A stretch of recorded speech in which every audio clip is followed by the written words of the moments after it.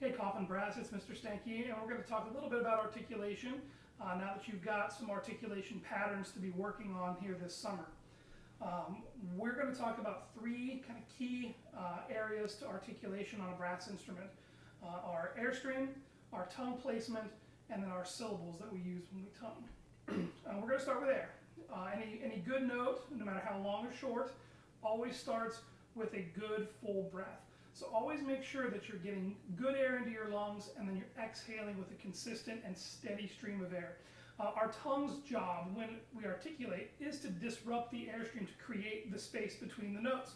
Without a steady airstream to be disrupted, the articulation is going to suffer. It doesn't matter how precise you are with your tongue.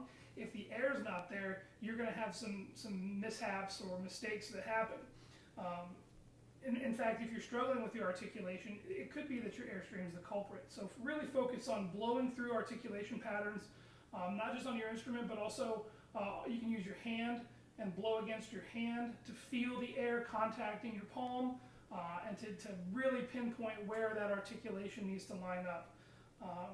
And then go back and try that on the different patterns, the 90%, the 99%, and the 50%, and just feel what the difference is, not only with your tongue, but also how the air kind of contacts your hand.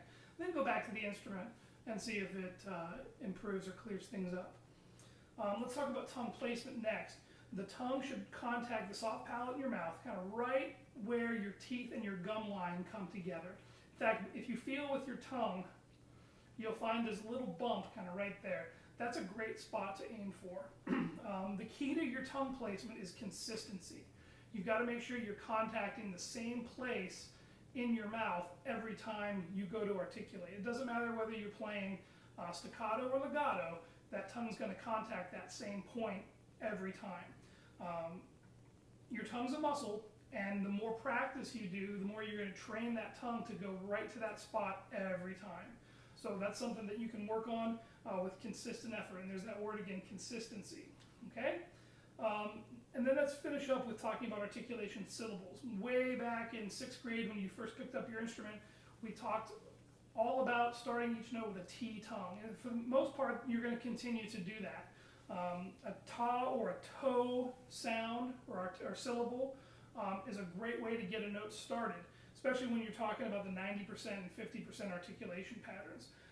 Try to avoid kind of a hard E when you tongue. We don't want a T, more of a taw or a toe.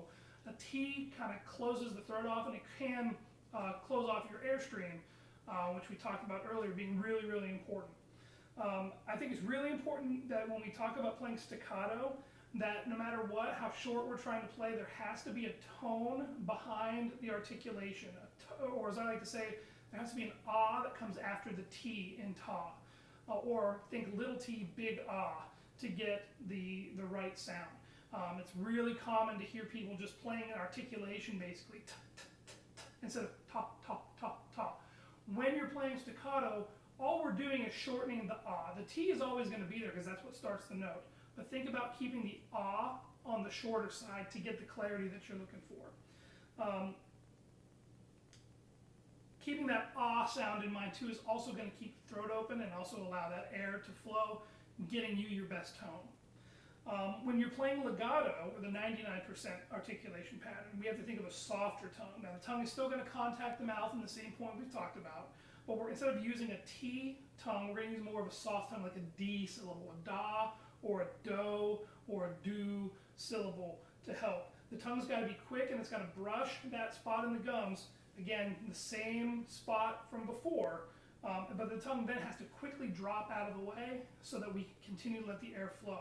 Here we're disrupting the airstream just like we were before, but we're leaving less room for disruption because we want things to be as smooth as possible. Keep your teeth separate and allow the air to work, and brush the teeth with that tongue quickly. All right? As you practice these articulation exercises, try to keep these concepts in mind. Don't be afraid to break things down. Maybe you're just having trouble with the triplets. Work on those. Maybe you realize it's an air problem. You're wind patterning on your hand. Use all those tools at your disposal to help really to develop a good, consistent articulation style.